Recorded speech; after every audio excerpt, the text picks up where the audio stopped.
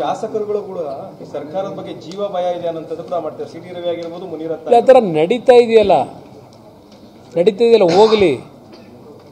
ಇವರುಗಳ ಬಗ್ಗೆ ಅಟ್ಯಾಕ್ ಆದಾಗ ಯಾವ ರೀತಿ ನಡ್ಕೊಂಡಿದ್ದೀರಿ ಸರ್ಕಾರ? ಬೇರೆ ನಿಮ್ಮ ಶಾಸಕರುಗಳು ಮಾಡಿದಿರಲ್ಲ, ನಿಮ್ಮಲ್ಲಿ ಕೆಲವು ಕಾಂಗ್ರೆಸ್ನಲ್ಲಿ ಕೆಲವು ನಡ್ಕೊಂಡ ರೀತಿಗಳು ಕೆಲವೊಮ್ಮೆ ಹೋಗಿ FIR ಹಾಕಿದ್ರಲ್ಲ, ಅವ್ರ ಮೇಲೆ ಏನು ಆ್ಯಕ್ಷನ್ ತಗೊಂಡ್ರಿ? ಯಾವ ಥರ ನಡ್ಕೊಂಡಿದ್ದೀರಿ? ಅದಕ್ಕೆ ಹೇಳಿದ್ದು, ಇದು ಎಲ್ಲದಕ್ಕೂ ಕಾಲ ಉತ್ತರ ಕೊಡುತ್ತೆ ನಿಮ್ಮ ನಡವಳಿಕೆಗೆ. ಸರ್, ಈಗ ತಾವು ದಿಶಾ ಸಭೆ ನಡೆಸಿದ್ರಿ ಸರ್. ಕೆಲವು ಮಂಡ್ಯ ಜಿಲ್ಲೆಯ ಗ್ರಾಮ ಪಂಚಾಯತಿಗಳಿಗೆ ಬೇಸಿಕ್ ನೀಡ್ಸ್ ಸಿಗ್ತಾ ಇಲ್ಲ, ಮೂಲಭೂತ ಸೌಕರ್ಯಗಳು ಸಿಗ್ತಾ ಇಲ್ಲ.